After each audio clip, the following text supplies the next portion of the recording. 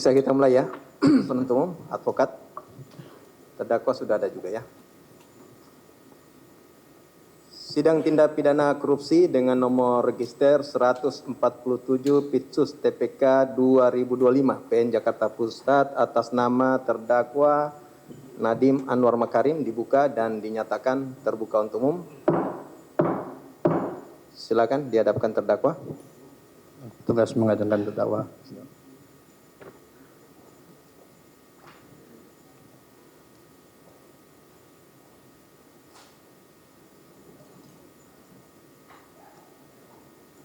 Baik, terdakwa, seperti biasa sebelum mulai persidangan kami tanyakan kondisi kesehatan saudara untuk hari ini bagaimana?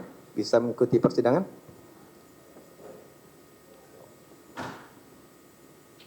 Di bawah. Terima kasih Yang Mulia. Saya siap mengikuti sidang hari ini. Walaupun kondisi kesehatan saya masih sedikit naik turun, tapi saya siap menghadapi dan melewati sidang hari ini. Baik ya, nanti saudara laporkan kondisi saudara selama proses persidangan ya. Untuk hari ini ada ahli sisa 2 lagi ya. Baik, terima kasih Yang Mulia. Bagaimana agenda jadwal sidang hari ini masih dalam menghadirkan 2 ahli, yaitu ahli dari BPKP dan ahli pidana. Untuk ahli BPKP sudah hadir, untuk ahli pidana sesi keduanya mungkin sore Yang Mulia hadir. Baik, jadi yang sekarang ada ahli dari BPKP ya. BPKP. Demikian terdakwa, ini ada ahli BPKP yang sudah siap, kita periksa ya. Silakan mengambil posisi di sebelah penasihat hukum saudara. Ahlinya dihadirkan. Baik, Mas Saudara. Bapak Dedi Nurmawan Susilo, STR AK RMP, ahli auditor. Barangkali.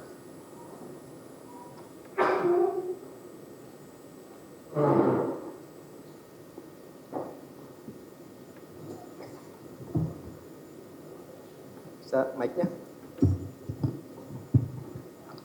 Ya. Baik, ahli ya, sebelum kita ambil pendapat atau keterangannya, kami periksa dulu identitasnya ya. Nama lengkapnya? Nama lengkap Dedi Nurmawan Susilo, Detailnya? STRAK FRMP, Tempat lahir?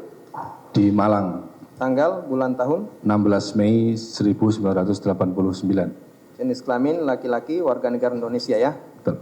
Oke. Agamanya? Islam yang mulia. Tempat tinggal? Di Bekasi, di Gemini Residen, Blok B13, Jalan Bintara 15, Kota Bekasi. Di BAP ini disebutkan tempat tinggal di Malang. Tempat tinggal di kampung yang mulia, yang di Malang. Tapi saudara sekarang di Di Bekasi yang mulia. Bekasi domisilinya ya. Pekerjaan saat ini? Sebagai PNS auditor di Kedeputian Bidang Investigasi BPKP Pusat. Jabatan? Auditor ahli muda atau ketua tim yang mulia. Baik. Pendidikan terakhir? Di 4 akuntansi yang mulia. Dengan terdakwa Pak Nadiem Anwar Makarim, saudara kenal? Kenal pada saat pemeriksaan perkara ini yang mulia. Ada hubungan keluarga atau pekerjaan? Tidak ada yang mulia. Baik, sebelum saudara memberikan pendapat, bersedia untuk disumpah? Bersedia yang mulia. Bersedia ya? Baik. Silakan.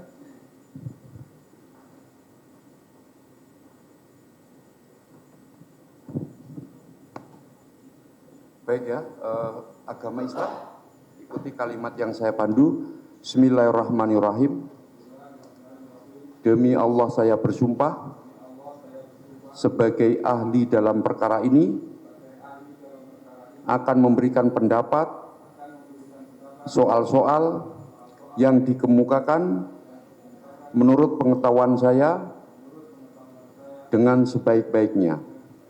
Ya.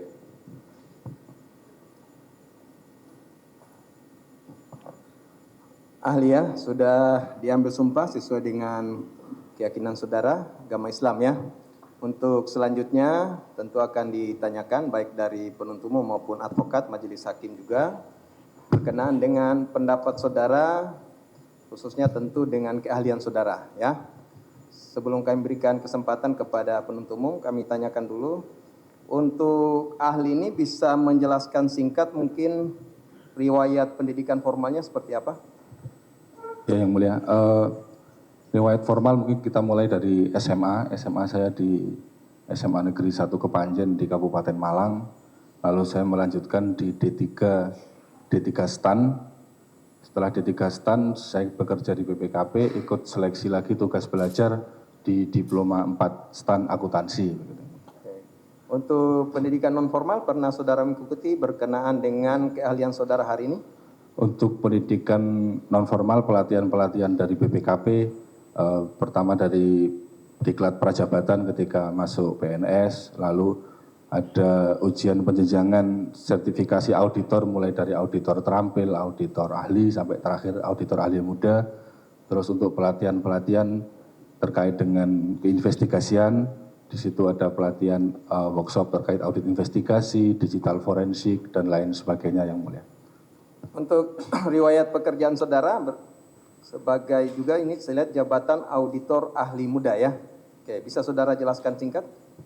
Pekerjaan saya pertama saya penempatan di BPKP Provinsi Kalimantan Timur di 2012 itu sebagai auditor terampil di bidang investigasi. Lalu sampai dengan 2015 saya tugas belajar di STAN sampai dengan 2017.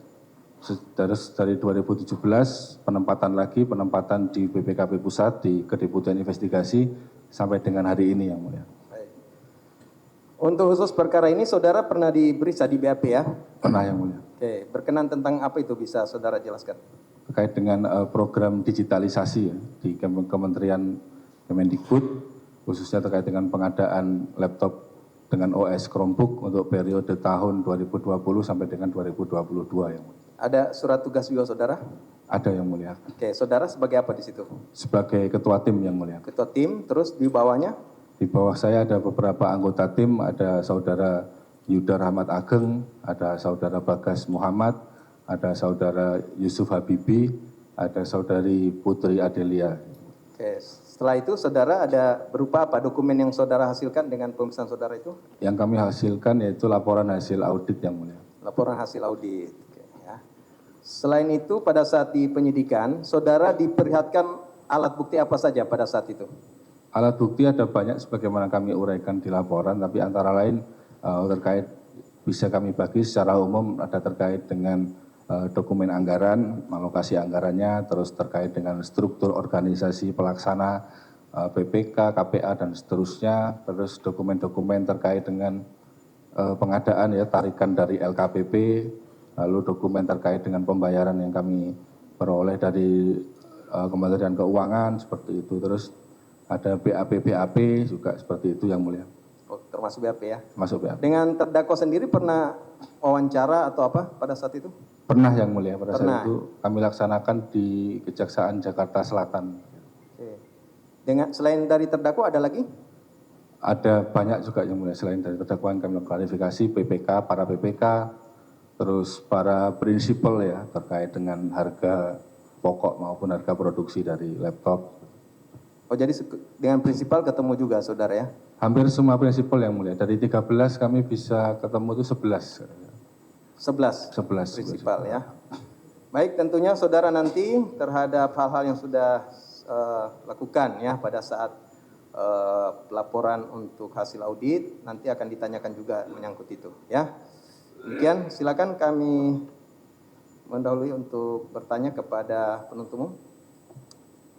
Fokus terhadap hal-hal yang di ini ya, perhitungan ya. Izin, Ya. sebelum dimulai pemeriksaan ahli audit ini yang mulia, kami ingin mengkonfirmasi lagi terkait permohonan kami yang mulia mengenai status peralihan tahanan yang mulia. Oh, penahanan. Ya, nanti terakhir kita ini Baik, ya. terima kasih yang mulia. Baik. Demikian ya, silakan. Baik, terima kasih yang mulia kesempatan kepada kami. Terima kasih saudara ahli sudah memenuhi panggilan untuk hadir di persidangan ini. Saudara ahli sudah disumpah, tentu akan memberikan keterangan sesuai dengan keahlian saudara. Dan saudara di sini walaupun dihadirkan oleh penuntut umum, tetapi pendapat dan pengetahuan saudara juga harus saudara berikan secara objektif karena ini terkait dengan pertanggungjawaban bukan hanya di persidangan tetapi secara hakikatnya pertanggungjawaban kepada Tuhan Yang Maha Kuasa. Ahli paham itu ya? Baik. Tadi ahli menjelaskan beberapa riwayat profil ahli menjadi auditor kerugian keuangan negara yang terkait dengan perkara korupsi, benar ya? Benar. Itu apakah juga ada permintaan dari penyidik perkara-perkara itu, termasuk penyidik kejaksaan ada? Ya, terkait perkara ini terdapat permintaan dari Kejaksaan Agung. Kejaksaan ya, oke. Jadi ahli sudah pengalaman terkait dengan proses untuk menghitung audit dan sampai dengan proses di persidangannya juga seperti itu ya. Nah lalu dalam sebelum saya masuk dalam substansi, ahli tentu mengenal saya kan, ya kan, karena kita sering berdiskusi terkait dengan perkembangan perkara ini karena perkara ini memang harus dilaksanakan atau dilaksanakan proses dengan prinsip yang profesional, transparan, segala macam.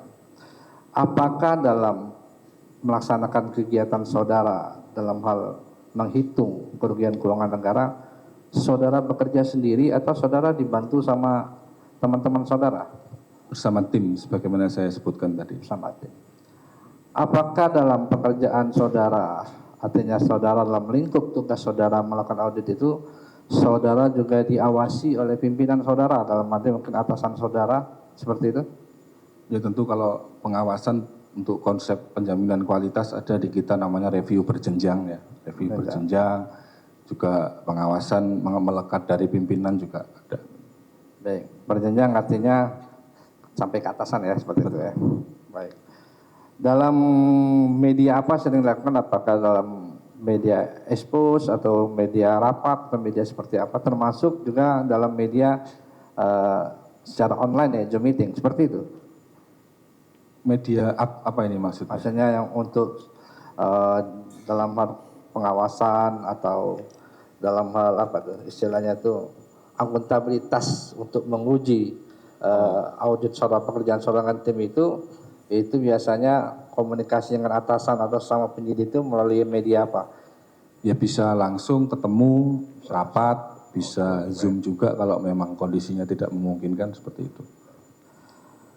Lalu saya baca di keterangan saudara, di BAP saudara dan audit saudara ini adalah dasar fondasi hukum yang saudara jelaskan adalah pasal 6 huruf A Peraturan Presiden nomor 192 tahun 2014 tentang BPKP, di mana saudara menjelaskan BPKP berwenang melakukan pengawasan terhadap keuangan negara atas permintaan instansi penyidik. Lalu apakah penugasan saudara bersama tim saudara dalam melakukan audit ini dalam perkara ini ya telah memenuhi semua persyaratan formil tersebut, mulai dari adanya permintaan dari penyidik Kejaksaan Agung sampai dengan ada surat tugas Direktur Investigasi mungkin sehingga ada perpanjangannya ya kan, sampai dengan hasil audit yang dikeluarkan. Coba saudara jelaskan. Ya, bisa kami jelaskan. Jadi terkait dengan prosedur penerimaan penugasan di kami juga diatur di peraturan deputi yang mengatur tentang audit penghitungan kerugian keuangan negara. Di mana di sana setelah ada permintaan dari penyidik terkait suatu perkara, maka penyidik diundang untuk expose, untuk memaparkan persoalannya seperti apa. Lalu di kami juga dilaksanakan telaah awal untuk menilai apakah permintaan tersebut sudah memenuhi syarat-syarat substantif maupun administratif untuk dapat diterbitkannya surat tugas. Lalu kemudian itu dilaksanakan dan kemudian diterbitkan surat tugas. Berarti itu menandakan bahwasanya semua proses tadi sudah dilalui dan atas permintaan dari Kejaksaan Agung atas perkara ini memang dinilai telah layak untuk dapat diterbitkan surat tugas audit penghitungan kerugian keuangan negara. Oke. Apalagi sekarang saudara duduk di sini sebagai ahli berdasarkan adanya surat tugas dari atasan saudara ya. Iya.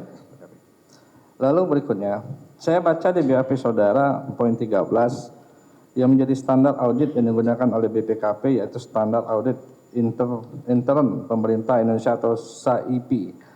Nah, dalam standar audit ini, dalam SAIP tersebut, salah satu prinsip utamanya kan harus independen, bebas dari pengaruh dari pihak manapun, termasuk bebas pengaruh dari penyidik, ya kan? Dalam hal meminta perhitungan kerugian negara. Kami minta saudara menjelaskan di dalam persidangan yang mulia ini, ya kan, apakah saudara selaku auditor yang diminta dalam menghitung kerugian keuangan negara dalam perkara ini bersama teman-teman saudara sudah menggunakan atau bekerja secara mandiri, independen, dan tidak ada keterlibatan tekanan pesanan dari pihak manapun termasuk penyidik Kejagung dalam menentukan baik itu metode, objek penelitian maupun kesimpulan audit. Bagaimana bisa dipastikan bahwasanya audit BPKP ini simpulannya adalah murni dari pendapat profesional auditor, bukan pesanan pihak lain termasuk pesanan penyidik. Saya pastikan tidak ada yang namanya pesanan penyidik maupun intervensi semacam itu ya. Jadi kami bekerja benar-benar murni secara profesional berdasarkan prosedur dan metode yang memang kita tetapkan dan dapat dipertanggungjawabkan. Untuk menjaga tadi, kami juga selalu transparan, diskusi-diskusi itu selalu terbuka, tidak pernah ada diskusi yang sifatnya tertutup semacam itu, dan tentu semuanya sepengetahuan pimpinan dilaporkan segala macam. Itu upaya kami menjaga independensi, termasuk penegakan kode etik. Saya dan teman-teman tim selalu menjaga agar tidak terjadi hal-hal yang tidak diinginkan begitu. Baik, terima kasih Ali ya. Lalu saya masuk ke dalam metode perhitungan ya. Saya baca di BAP Saudara poin 18 ini ada surat edaran Deputi Bidang Monitoring ya, Pengembangan Sistem Informasi LKPP nomor 2 tahun 2021 tentang panduan penyelenggaraan e-purchasing katalog melalui metode negosiasi harga bagi pejabat pembuat komitmen dan pejabat pengadaan. Ya kan? Lalu saya kaitkan dengan perkara terkait dengan metode yang saudara saya baca sini ada saudara menyebutkan nilai suatu kewajaran terhadap barang. Nah, dari metode perhitungan yang saudara lakukan, ya kan. Lalu dari beberapa fakta yang terungkap di persidangan, ya kan. Ada namanya istilah SARP, Suggested Retail Price, kalau nggak salah. Di mana metode itu adalah memberikan otorisasi terhadap pihak penyedia, pihak ketiga untuk menentukan suatu harga barang, ya kan? Di mana nanti barang itu bisa dipertanggungjawabkan dengan mereka membuat surat pernyataan mutlak. Nah, lalu ketika dilakukan pengkajian oleh LKPP melalui konsolidasi pengadaan termasuk konversi harga, pihak penyedia ini tidak mau memberikan referensi pembentukan harga sebenarnya. Salah satunya adalah misalnya tidak mau memberikan data impor, kerjasama dengan distributor, dan segala macam untuk pembentukan harga tersebut. Seperti itu. Nah, lalu terdapatlah referensi harga di dalam e-katalog itu yang katakanlah harganya itu 5 sampai 6 juta. 4, 5 atau 6 juta ya. Seperti itu ya. Nah, kalau saya lihat dari audit saudara ini, ya kan, dengan saya baca ada referensi harga yang disusun dengan sumber data yang bisa dipertanggungjawabkan. Kalau saya baca sini kan, yaitu mencari produk dengan harga terbaik, mencari harga pembanding, ya kan, informasi biaya, harga satuan, dan dokumen lain yang diperdapat ini ada sebuah kumulatif seperti itu, ya kan. Nah, pertanyaannya kepada saudara dari ilustrasi tersebut, ya kan. Pertama, apa yang dimaksud dengan nilai wajar yang dalam konteks audit saudara ini? Dan dari mana sumber datanya saudara mengatakan itu sebuah nilai wajar? Lalu yang ketiga adalah apakah harga pembanding yang di katalog LKPP dari harga pasar, ya kan, saudara gunakan juga atau seperti apa di dalam metode saudara ini, ya kan? Dan mengapa, pertanyaan terakhirnya, ya, mengapa metode ini saudara gunakan harga wajar ini dengan pembentukan harga yang sebenarnya ini saudara gunakan dalam berbasis untuk menghitung sebuah kerugian keuangan negara. Ahli jelaskan. Baik, terima kasih. Mungkin pertama saya jelaskan dari yang kedua, pertanyaan kedua dulu, karena terkait nilai wajar nanti saya izin nanti untuk memperagakan, menjelaskan di menggunakan slide. Yang pertama begini, nilai wajar itu, harga wajar itu apa? Harga wajar pada prinsipnya adalah harga yang memang dia terbentuk dari suatu proses yang sesuai dengan ketentuan. Ketika prosesnya tadi sudah benar, mulai dari awal perencanaan, penganggaran, sampai dengan pemilihan penyedia, pengadaannya, itulah terbentuk harga yang wajar, begitu ya. Jika terdapat penyimpangan-penyimpangan di dalam proses tadi, itulah yang kemudian mengakibatkan harga yang terbentuk menjadi tidak wajar, begitu. Lalu pertanyaannya, bagaimana cara menilai harga wajar? Nah, di dalam satu audit menentukan harga itu ada beberapa metode harga wajar ya. Bisa menggunakan harga pasar, bisa juga menggunakan metode cost accounting atau akuntansi biaya, menghitung biayanya seperti apa. Bisa juga menggunakan appraisal, penilai, bisa juga menggunakan ahli lain yang memang memiliki kompetensi terkait dengan suatu barang, begitu. Kapan kita menggunakan metode-metode tadi itu tentu tergantung dari kondisi yang ada, begitu. Pertanyaannya kenapa dengan harga pasar? Kenapa kita tidak menggunakan harga pasar pertama ya? Harga pasar bisa digunakan untuk sebagai harga pembanding maupun harga wajar jika memang pasar tersebut pasar yang ideal.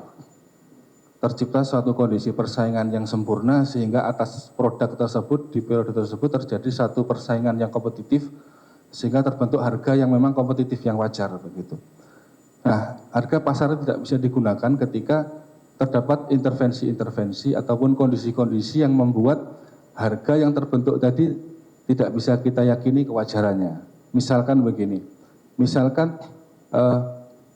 ketika COVID kemarin, harga satu masker katakanlah satu box ada 500.000 sampai dengan 1 juta.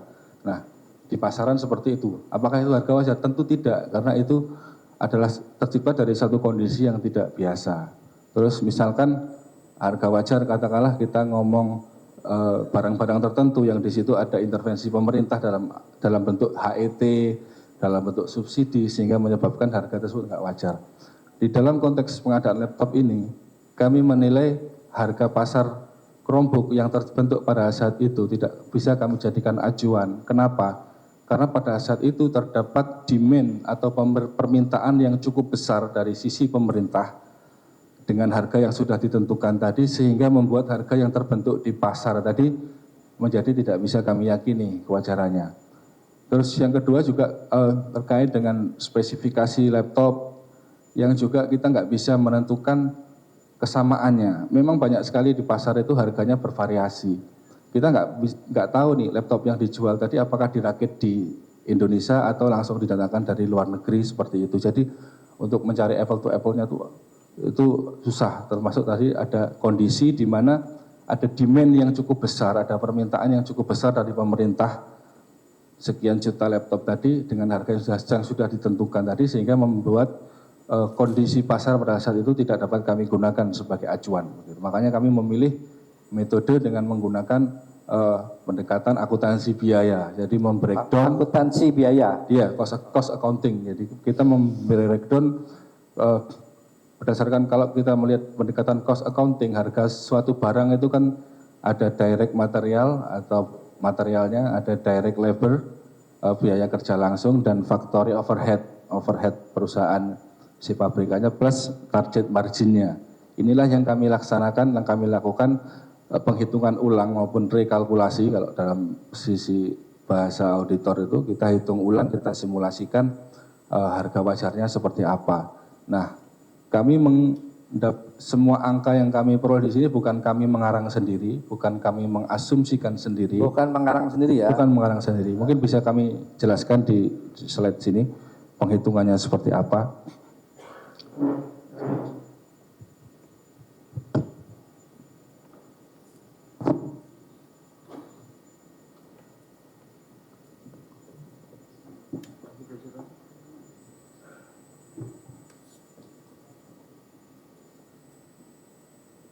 Bisa ditampilkan ya di bisa.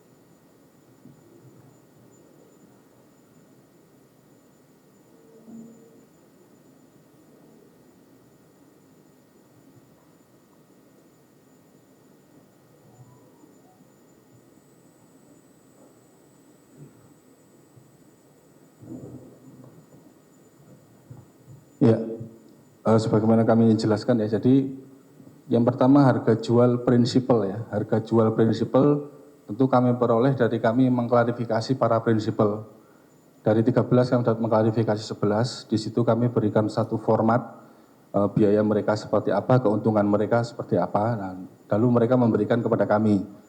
Bisa langsung pada saat klarifikasi atau bisa kami kasih waktu mereka untuk kembali ke kantor menghitung tadi lalu disampaikan kepada kami. Nah itu harga jual prinsipal kami dapatkan dari sana. Lalu ada margin distributor, kami mengambil rata-rata dari 5 distributor yang memang distributor besar yang ikut juga mendistribusikan laptop Chromebook gitu. Itu kami rata-rata ketemu angka 3,67. Jadi itu bukan kami yang membuat sendiri. Lalu margin penyedia juga itu berdasarkan dari BAP ahli LKPP Pak Setiabudi yang menyatakan untuk margin wajar level penyedia adalah 15%. Nah, bisa kami jelaskan terkait dengan apa namanya? Hilang nih.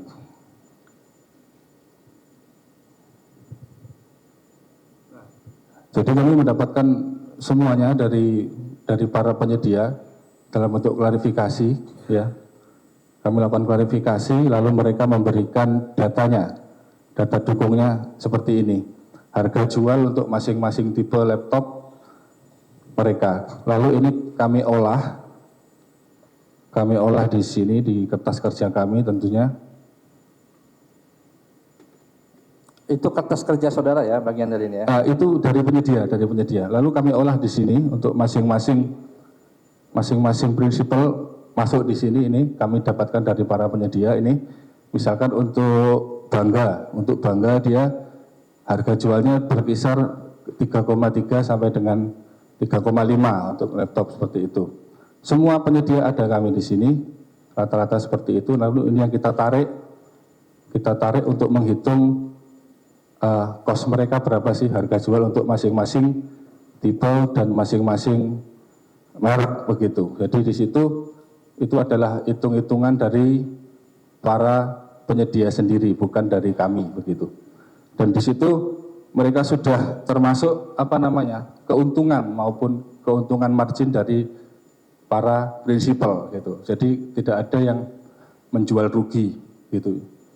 Jadi sudah termasuk keuntungan mereka. Jadi angka penghitungan wajar kami sudah termasuk keuntungan para prinsipal maupun produsen, margin distributor, termasuk dengan margin para reseller maupun penyedia begitu. Itu yang kami lakukan gitu. Baik, saya lanjutkan ahli ya.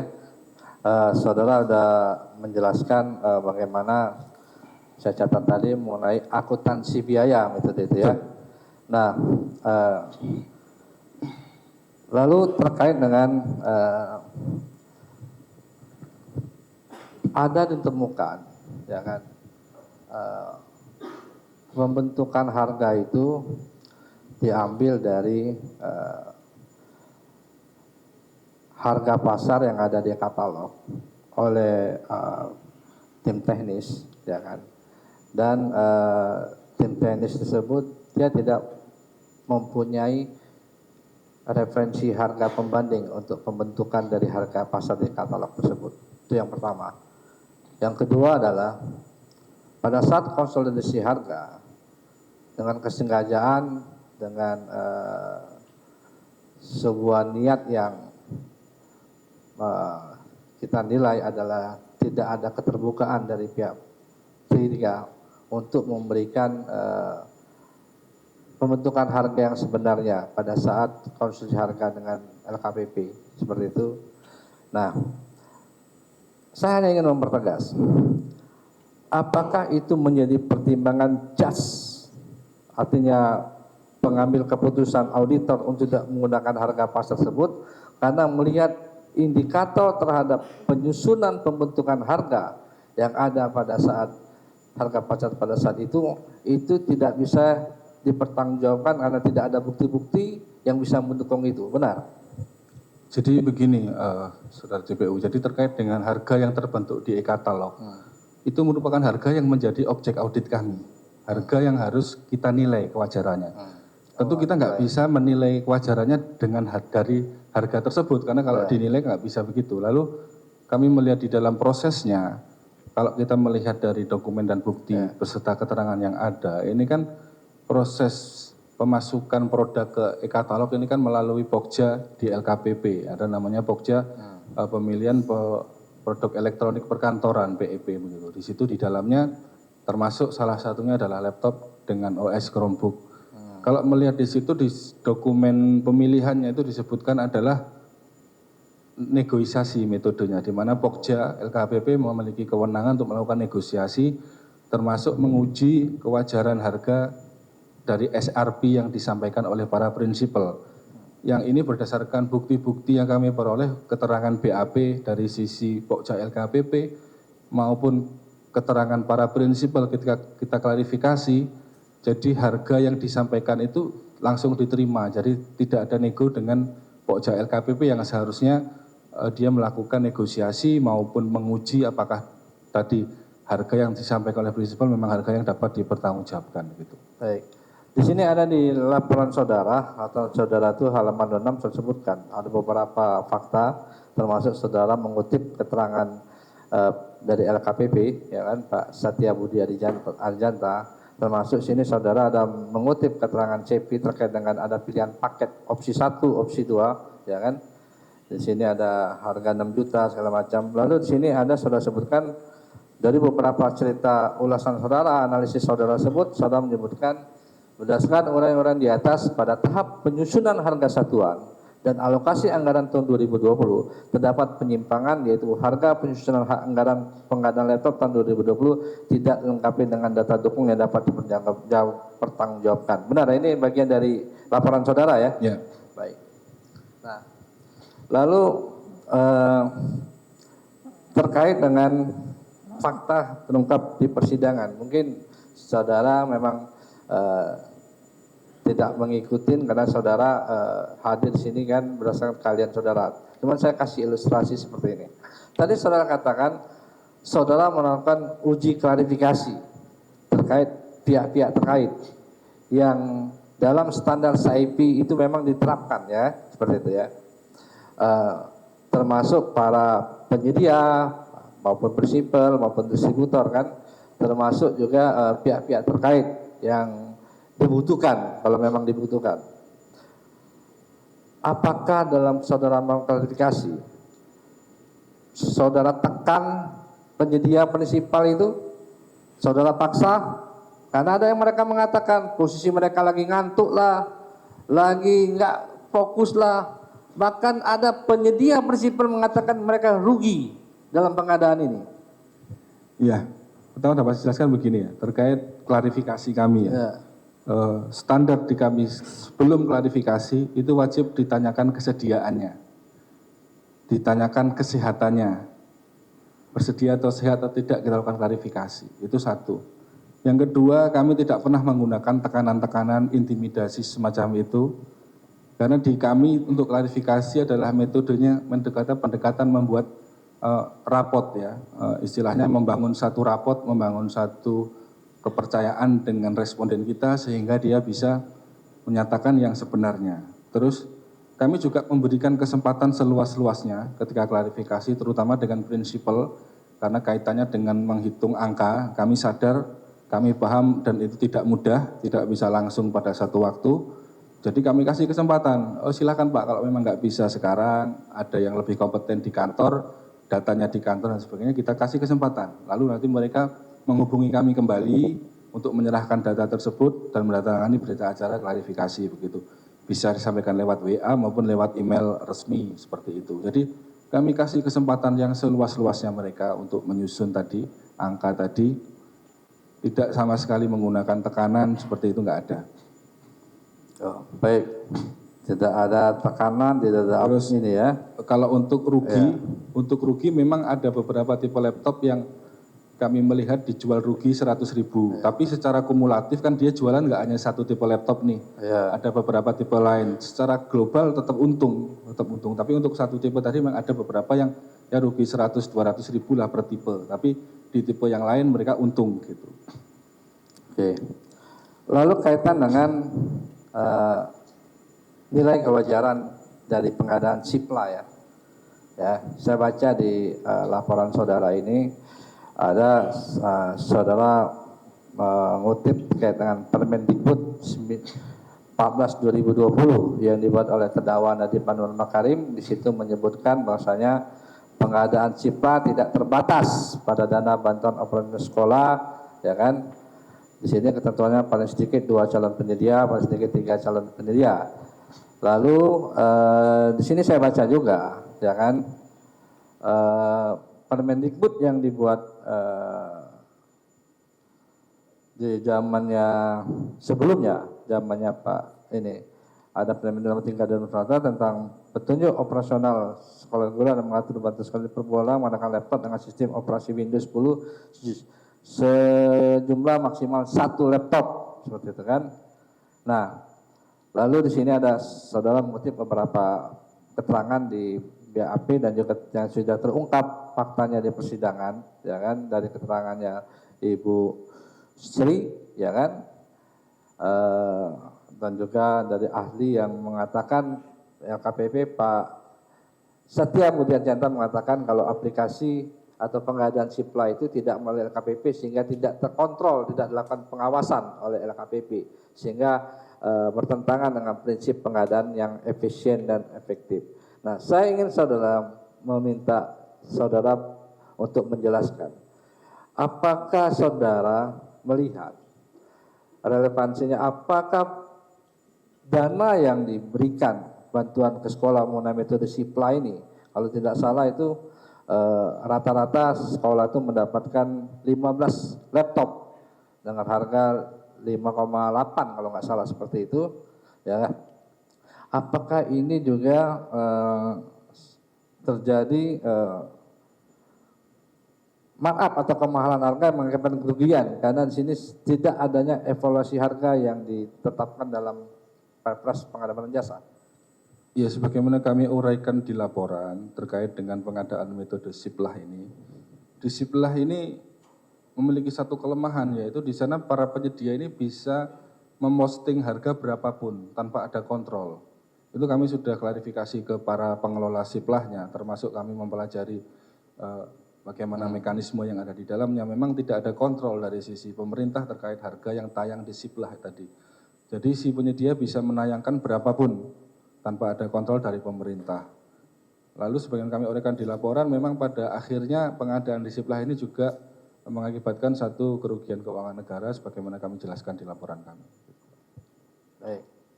Lalu kaitan dengan CDM ya, CDM di dalam perhitungan kerugian negara yang saudara kan.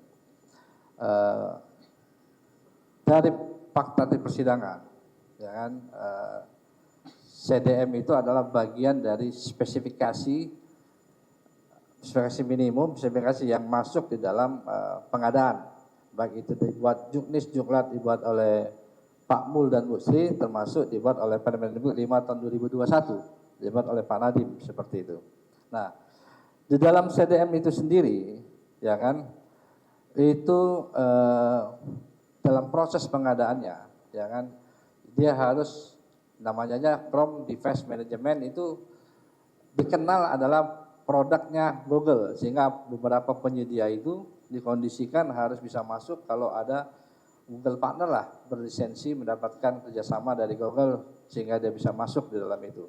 Nah, lalu di persidangan juga dari beberapa kita lihatkan saksi dan alat bukti, terutama dari literasi Pusdatin melihat adalah CDM itu adalah tidak berdasarkan identifikasi kebutuhan, karena ada beberapa di daerah juga yang khususnya daerah 3T itu CDM itu tidak termanfaatkan seperti itu.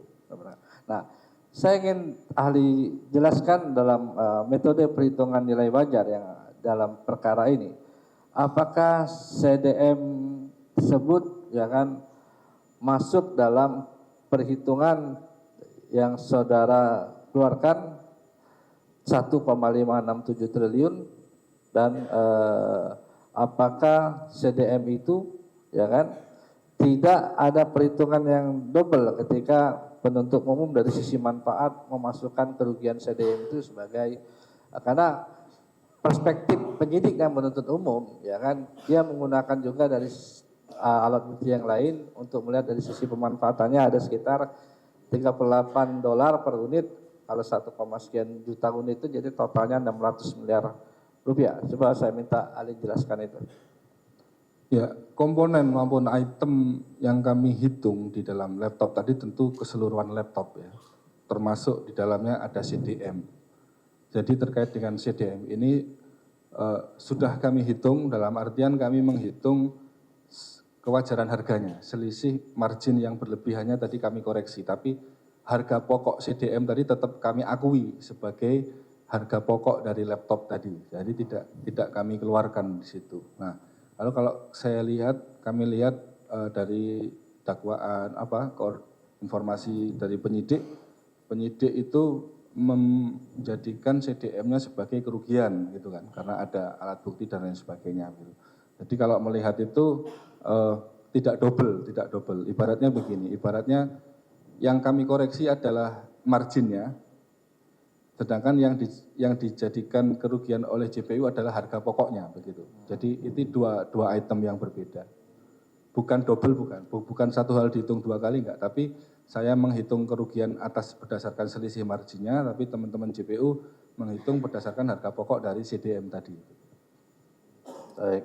Lalu dari beberapa pendapat ahli barusan, saya melihat bahwasanya yang menjadi sebuah persoalan akarnya ini adalah adanya sudah ada proses penyimpangan di tahap perencanaan kalau saya menjust sebagai penyidik dan penuntut umum. Nanti saya tanyakan kepada ahli. Kaitan dengan pendapat saudara baik di BAP maupun di persidangan, ya kan, saudara juga barusan mengatakan penyusunan anggaran, nilai kewajaran harga pengadaan laptop tahun 2020 sampai 2022 ini tidak dilengkapi dengan data dukung yang dapat dipertanggungjawabkan, tidak ada survei terhadap data dukung untuk bukti yang bisa dipertanggungjawabkan, tidak ada kajian harga perbandingan. Lalu saya minta pendapat saudara menurut keprofesionalan saudara sebagai auditor yang beberapa kali saudara memberikan pendapat dalam perkara-perkara korupsi. Salah satunya kalau saya yang mirip-mirip ini perkara BTS ya. Perkara BTS ini kan kaitan dengan IT juga seperti itu kan. Apakah ketiadaan survei harga dan data dukung yang bisa dipertanggungjawabkan dalam perencanaan anggaran merupakan sekedar kelayanan administrasi atau hal tersebut memang menjadi kausalitas terjadinya pembayaran harga yang melebihi nilai wajar, sehingga secara langsung timbulnya kerugian negara yang saudara hitung sebesar 1,5 triliun lebih itu. Coba saudara jelaskan. Tentu semua penyimpangan yang kami uraikan di dalam laporan itu memiliki kausalitas terkait terhadap penyimpangan, terhadap kerugian yang terjadi. kalau kita melihat anggaran yang ditetapkan itu akan menjadi pintu masuk maupun plafon. Karena metode pengadaan yang dipilih melalui e-purchasing, di mana pengadaan melalui e-purchasing tadi tidak diwajibkan disusun satu HPS, sehingga anggaran tadilah yang menjadi batas tertinggi, menjadi ruang tertinggi untuk berapa sih uang yang keluar. Sehingga ketika anggaran tadi disusun secara tidak benar, maka di situ dapat mengakibatkan suatu kerugian keuangan negara. Baik. Lalu kaitan dengan pemilihan OS ya, yang kami juga di dalam dakwaan kami juga ada merupakan bagian dari penyalahgunaan kewenangan di situ. Nah, di dalam laporan ahli, saya baca ini laporannya pada angka 8 huruf A, secara tegas BPKP auditor tim saudara menyebutkan proses pemilihan operating sistem laptop untuk program digitalisasi pendidikan tidak berdasarkan identifikasi kebutuhan dan telah diarahkan menggunakan Chrome OS. Nah, yang ingin saya tanyakan kepada saudara, temuan ini bukan sekedar fakta teknis, melainkan simpulan saudara, tim saudara sebagai auditor ya. Atas dasar bukti dan fakta apa saja BPKP bisa menyimpulkan hal tersebut? Bahwasanya identifikasi dalam pengadaan ini tidak berdasarkan identifikasi kebutuhan, tapi melainkan ini adanya proses pemilihan OS yang diarahkan untuk menggunakan Chrome. Bisa saudara jelaskan? Ya, tentu itu berdasarkan bukti-bukti dari kajian buku putih, kajian revisinya, termasuk keterangan pihak-pihak yang membuat kajian tersebut, di mana di situ para pihak terkait menyebutkan memang terdapat satu arahan gitu kan untuk menggunakan Chrome OS. Nah, jadi audit tersebut, ya kan, yang saya tanyakan tadi pada saudara kaitan dengan beberapa penyimpangan, beberapa ini, saudara bisa memastikan baik dari sisi prosedur keabsahan formilnya maupun dari laporan sampai ke lampiran yang saudara menjadi satu kesatuan dalam audit tersebut, ya kan? Itu memang audit kerugian negaranya telah nyata, pasti, bukan asumsi atau bukan hanya dugaan-dugaan saja yang saudara laporkan. Coba saya jelaskan. ya sebenarnya saya jelaskan tadi, jadi semua simpulan termasuk metode penghitungan, bahan yang kami gunakan menghitung tadi berdasarkan bukti yang kami peroleh. Jadi tidak boleh seorang auditor itu membuat asumsi, nggak boleh pakai perasaan, harus berdasarkan bukti. Jadi semua simpulan kami termasuk penyusunan harga wajar itu semua ada data dukungnya, semua ada bukti klarifikasi penghitungan dari prinsipal ada lengkap semua di situ, termasuk kertas kerjanya juga ada di situ. Jadi terus kerugian sudah nyata dan pasti, ya sudah nyata dan pasti karena kami juga mengambil data dari Kementerian Keuangan terkait dengan pencairan untuk pengadaan ini, termasuk alokasi di DAK besarnya seberapa, jumlahnya berapa itu, semua bukan kami yang mengarang, tapi berdasarkan bukti yang memang kami peroleh dari sumber-sumber yang kompeten. Begitu. Mungkin bisa saudara lihatkan tadi, saya pengen saudara lihatkan lagi kaitan yang metode yang prinsipal distribut rantai pasok tadi seperti itu, ya kan? Rantai pasok tadi ada sampai diberikan keuntungan sampai dengan 15% seperti itu, ya kan?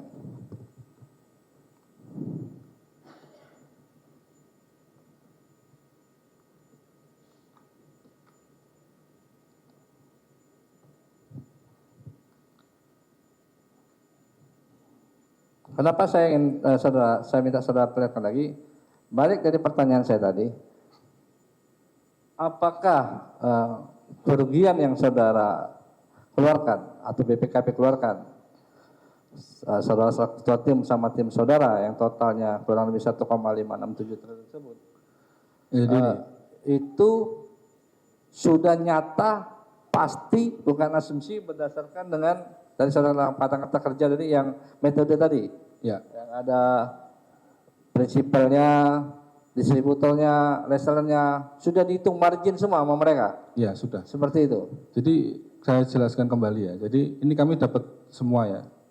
Dari ada 13 prinsipal atau 13 merek ini kami dapat semua di situ, baik dalam bentuk BAK klarifikasi kami maupun BAP, di situ kami ada semua. Lalu kemudian kami olah di sini. Akhirnya di masing-masing sheet ini adalah data dari para prinsipal ya, dia jualnya berapa, ada yang cuma 3,1 dan lain sebagainya. Lalu kami olah di sini. Nah, terdapat nanti masing-masing tipe di sini seperti ini dia anunya, harganya. Termasuk kami tambahkan di sini, tambahkan margin distributor tadi 3,67 plus margin keuntungan dari para reseller maupun penyedia 15%, sehingga terbentuklah harga wajar di sini yang bervariasi dari 3,7, ada yang 5, ada yang 4 juta, 4,7, ini sesuai dengan merek dan tipe masing-masing laptop begitu. Jadi tidak ada satu harga untuk semua enggak, tapi harga ini spesifik untuk masing-masing tipe. Saya pertegas, bisa saudara pertanggungjawabkan angka ini ya, artinya bukan saudara yang ketiknya, saudara karang-karang itu, enggak. Saya bertanggungjawabkan fid dunya wal akhirah. Karena kita harus ini ya, besar pertanggungjawaban ini dalam proses persidangan ini. Lalu kaitan dengan perhitungan 1,567 tadi, itu juga terkorektif, artinya semua juga masuk dengan penyimpangan yang saudara temukan untuk pengadaan di dana transfernya, dana dak fisiknya, seperti itu. Artinya jumlah-jumlah itu. Iya, karena kan yang dipakai, yang dibeli di daerah juga menggunakan LKPP, menggunakan e-katalog adalah proses yang sama dengan yang kami periksa. Oke. Karena saudara melihat menemukan itu adanya Permendikbud atau Juknis atau Juklak yang sudah diarahkan kepada sistem OS tersebut, seperti itu, yang termasuk dipakai di daerah-daerah. Iya, kaitannya memang harga yang terbentuk di LKPP tadi yang di e-katalog ya memang itu yang juga digunakan oleh, yang dibeli oleh Nah, lalu di daerah. kaitan dengan ada fakta terungkap di persidangan juga pemberian kepada beberapa pejabat struktural ya, di beberapa di pejabat kementerian, ya kan, dan juga ada beberapa fakta juga terungkap di persidangan ya terkait dengan keuntungan yang didapatkan oleh terdakwa Nadiem Alam Karim terkait dengan ini. Saya khusus mengenai pemberian kepada pejabat struktural yang kalau kita totalnya itu ada sekitar 1.035 juta itu kepada APA, PPK dari PT Bhinneka Mentari Dimensi, juga ada $314.000. Ya.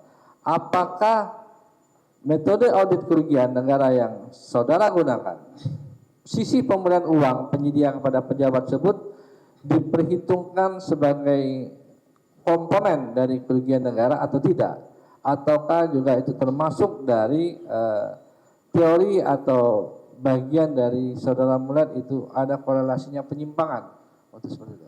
Ya, kalau kami melihat adanya pemberian tadi itu menunjukkan bahwasanya para pelaku yang terlibat di pengadaan ini memang mendapatkan profit yang besar, mendapatkan profit yang tidak wajar begitu, sehingga uang tadi juga dibagi-bagi begitu lebih. Dan ini selaras dengan metode penghitungan yang kami pilih. Kan metode kami adalah membandingkan harga yang terbentuk dengan harga wajar. Intinya selisih inilah kemudian yang dinikmati oleh para pihak tadi dalam bentuk profit ya, dalam bentuk margin yang nggak wajar, sehingga kemudian itu juga ada yang dibagi-bagikan begitu. Logikanya sederhana, kalau memang di pengadaan ini tidak ada masalah terkait harga, marginnya wajar, ngapain harus bagi-bagi? Duit dari mana dibagi-bagi? Misalkan pengusaha ya mikirnya kan kalau dapat untung ya buat dia sendiri, ngapain buat orang lain, kan dia yang kerja begitu. Oke, itu kalau saudara lihat dari pendapat ahli LKPP juga melanggar prinsip etika dan pengadaan, benar ya? Betul. Oke. Lalu kaitan dengan, bentar ya, di laporan saudara ini. Nah, satu kesatuan laporan saudara ini kan ada, kalau tidak salah ada surat pengantar ditujukan kepada penyidik atau pada instansi kejaksaan ya, juga ada laporan, ada lampiran yang saya tanya pada saudara, apakah laporan hasil audit perhitungan kerugian negara atas perkara dugaan tindak pidana korupsi, program migrasi pendidikan dan Kementerian Pendidikan Kebudayaan Riset dan Teknologi tahun 2019 tahun 2022, ya kan? Itu saudara berikan kepada penegak hukum satu kesatuan dengan yang saya sebutkan tadi, ada surat pengantar, surat tugas, termasuk di situ ada lampiran yang menyebutkan rincian kerugian keuangan negara tersebut, benar? Ya. Oke. Lalu di dalam lampiran tersebut itu terdapat tadi saudara lihatkan di kertas kerja atau dalam laporan saudara tersebut ada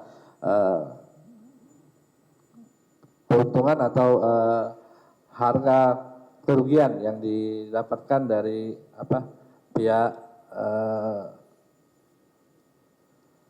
ketiga atau pihak penyedia. Kalau kita lihat di situ disebutkan bahwasanya misalnya per periode merek Acer sekian, itu ada ya di laporan saudara ya. Acer Di laporan kami tidak membreakdown per merek ya, ataupun per tipe atau per prinsipal, tapi kami breakdownnya itu adalah per tahun dan per sumber berapa anggaran. tahun gitu ya. Oh, Oke. Tahun 2020 Sipla, DIPA, coba kita lihat dulu tahun 2020, coba ambil contoh tahun 2020. Tampilkan coba. Tahun 2020. Kita tampilkan ya. Kita ambil sampelnya dulu ya. Karena pada prinsipnya ini ada satu kesatuan di dalam lampiran audit ini ya. Ya.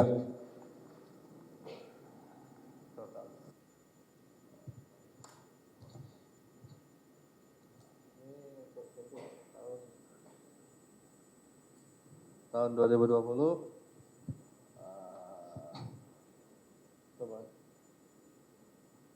berapa? 501.707.151,53. Ya. Benar ya? Dia sesuai di laporan kami. Di sini ada beberapa ini. Terus sebelumnya deh, sebelumnya. Tadi kan, oke. Ini ya, ini ya, ada. Benar ya? Ya, di situ ada merek dan tipe untuk masing-masing laptop. Ya.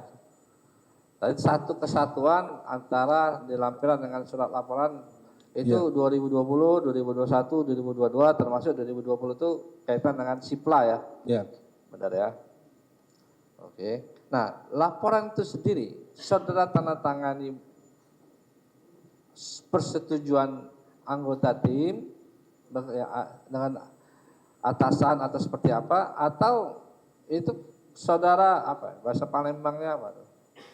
Macam-macam, tantangan saja pokoknya. Mana? Ini harus jelas ini di persidangan ini. Yes, laporan itu ditandatangani oleh semua anggota tim ya yang terlibat di dalam penugasan ini. Yang sebelumnya kan sudah kita bahas, jadi nggak ada ya. Saya nggak paham macak-macak itu seperti apa, tapi yang jelas laporan ini ditandatangani oleh semua personil yang terlibat di dalam audit ini secara sadar, tanpa ada paksaan, termasuk juga dari pimpinan juga tanda tangan. Benar ya, secara sadar, artinya ini memang dijudge berdasarkan profesional keahlian bersama-sama dan diawasi sama atasan, benar ya? Benar. Dan ini bisa dipertanggungjawabkan nyata dan pasti ini bukan hanya di persidangan ini, saudara disumpah, ya benar ya? Jadi benar saja. Jadi ini saya boleh sedikit cerita ya terkait dengan ini saya pribadi itu untuk setiap sidang saya itu punya satu pemikiran saya begini, sederhana saja. Mohon izin majelis, ini bukan keahlian, terima kasih. Ya. Tidak perlu Ya dah. disampaikan. Bagaimana? Ya nggak apa-apa, ini bagian dari. Mohon izin, ini beliau menyatakan Lanjut pengalaman saja, pribadi, lanjut saja. bukan keahlian. Iya, Sebentar, biar pengalaman jelas. pribadi. Ini kan- Beliau sebentar gantian. Kenapa? Beliau menyampaikan pengalaman pribadi karena beliau ahli sebaiknya terkait hal-hal Pengacara, Tentang baca keahliannya dulu saja. aku bahas Ya, apa ya. itu ahli. Ahli kan berdasarkan Sebentar. pengalaman dia. Ditanyakan kembali bagaimana pertanyaan? Iya, saya ingin minta pertegas. Karena apa? Di persidangan ini ditonton tuh banyak tuh kamera tuh ditonton Iya, ya. semua. Pertanyaannya apa? Apakah saudara dalam memberikan kesimpulan, menjudge kesimpulan dalam perhitungan negara ini memang pendapat profesional saudara bersama tim diawasi atasan, atau bahasa paling bangsa dari macak-macak saudara atau apa saudara? Karena saudara sudah disumpah. Nah, saudara ingin ceritakan pengalaman saudara, sampaikan aja di persidangan ini. Ya jadi setiap penugasan, pengalaman saya semuanya termasuk ini, semua pendapat yang kami berikan di persidangan maupun tertuang di laporan adalah pendapat profesional kami berdasarkan prosedur-prosedur dan bukti audit yang kami peroleh. Tidak ada macak-macak, saya nggak tahu macak-macak itu apa, tapi itu semua dari prosedur audit yang kami laksanakan, bukti-bukti yang kami peroleh, dan profesionalisme yang kami lakukan. Dari ini ya, benar ya. Tidak ada namanya Pak penyidik atau apa, Tidak ada, atau mengintervensi, tidak ada, memaksa atau segala macam. tidak ada. Benar ya? Ada. Oke, semua sudah diinikan. Artinya pendapat profesional itu semua sudah saudara lakukan bersama tim dengan metode-metode ini ya. Seperti itu. Dengan perhitungkan semua berkaitan dengan keuntungan dari saya lihat tadi kan segala Ya. keuntungan seperti itu. Nah, ada yang mengatakan 15% itu untuk konstruksi. Bagaimana pendapat saudara? Saudara bisa menjelaskan kenapa 15% diberikan? Ya, pertama saya sampaikan 15% tadi adalah pendapat dari ahli LKPP. LKPP, Nanti ya. mungkin untuk detailnya kenapa 15, Ya. silahkan tanyakan ke ahli LKPP. Cuma kalau kita melihat dari sisi dibandingkan dengan konstruksi, suatu pekerjaan konstruksi adalah suatu pekerjaan yang high risk, risikonya tinggi, modalnya juga besar, butuh kemampuan maupun keterampilan khusus. Itu saja keuntungannya 15% begitu ya. Apalagi yang hanya retail, hanya jual barang. Ya, saya rasa risikonya jauh lebih rendah daripada konstruksi. Dari saya cukup, mungkin dilanjutkan rekan saya, silakan. Masih ada teman? Menambahkan aja yang mulia. Ya. Dari 1,5 triliun kerugian yang dihitung oleh ahli itu bisa diberi dong per tahunnya 2020 berapa, 2021 berapa, dan 2022 ini seperti apa? Mohon izin lagi. Baik, kami breakdown untuk 2020 itu kerugiannya sebesar 127,9 miliar. Ya. Rinciannya ada di laporan kami. Untuk di 2021 itu kerugiannya sebesar 544 miliar, 596 juta, sekian.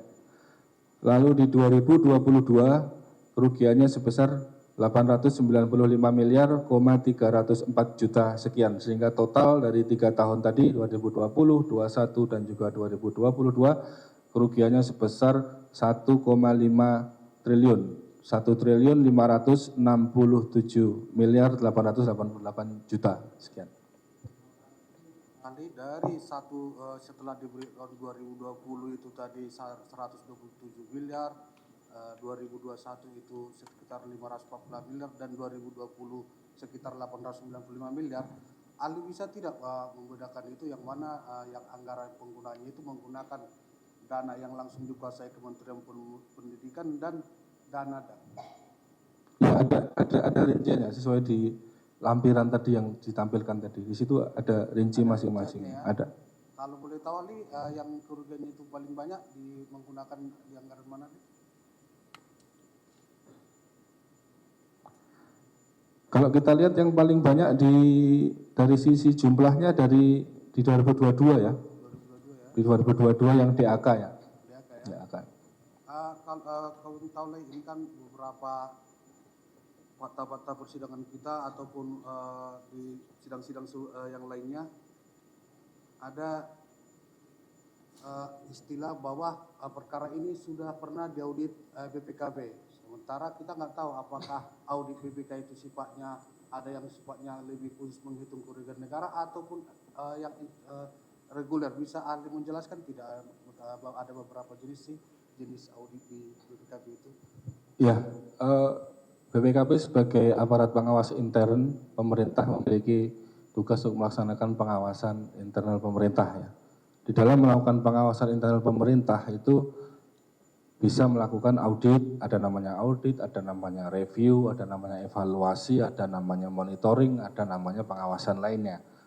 Nah, audit sendiri itu terbagi menjadi beberapa tipe audit ya, atau jenis audit. Yang pertama ada general audit, audit terkait dengan laporan keuangan, ada juga namanya audit kinerja untuk mengukur efisiensi, efektivitas, dan tingkat ekonomis dari suatu kegiatan. Lalu juga ada namanya audit dengan tujuan tertentu. Audit tujuan tertentu itu selain dari dua tadi, yang masuk dalam lingkup audit tujuan tertentu, misalnya audit investigasi, dan termasuk ini audit penghitungan kerugian keuangan negara.